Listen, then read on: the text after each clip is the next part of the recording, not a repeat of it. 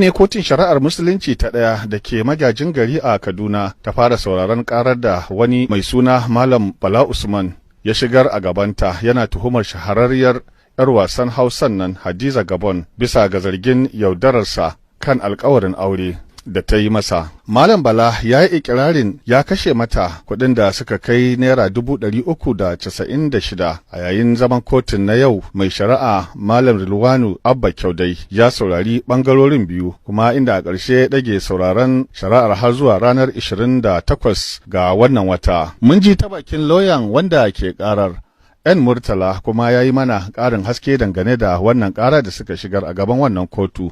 Abu ya faru ni ne na siya ma mai kara, ni lauya mai kara, kuma mun kauta ne a kan cuta da ita mutumiya ta yi ma client ne na.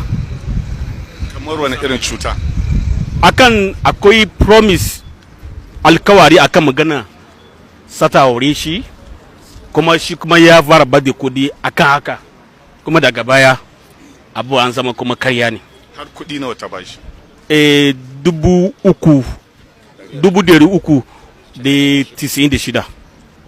To wasu bajiyoyi na bayyana cewa ta bayyana bata san shi ba, me gaskiyar wannan? Mun ga mun kotu zamu kawo shaidu mu aka aka, kuma mun kawo shaidu shari'a sai bayanin ko aka ne ko ba aka ba ne, ko ita ce ko ba ita ba ce.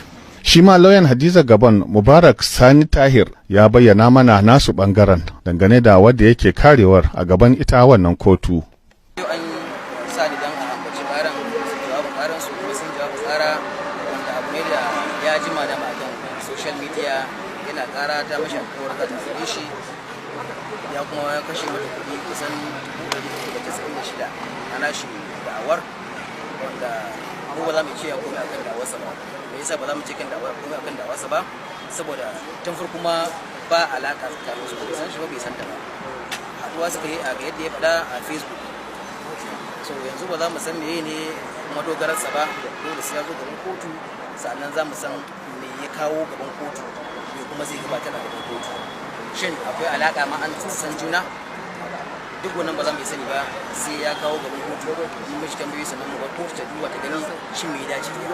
Ku a bangaren ku ita ma bata taba ganin shi ba, bata san shi ba. Ko alama ba san inda yake ba.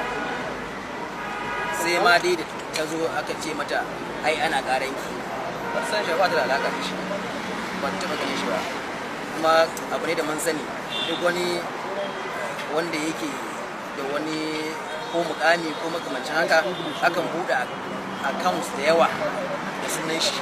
So idan ya haɗu da wani ya cuce shi a can wajen, amma ita dai kan ba ta da alaka da shi, ta faɗa a gaban kotun ba ta san shi ba. Wadda ake karar Hadiza Gabon ta halarci zaman kotun na yau, sai dai an yi ta Allahn baku tsakaninta da manema labarai sakamakon rufe fuskarta da mayafi da wasu makusantan da suka yi, inda wannan hali ya hana manema labaran samun damar jin ta bakin nata.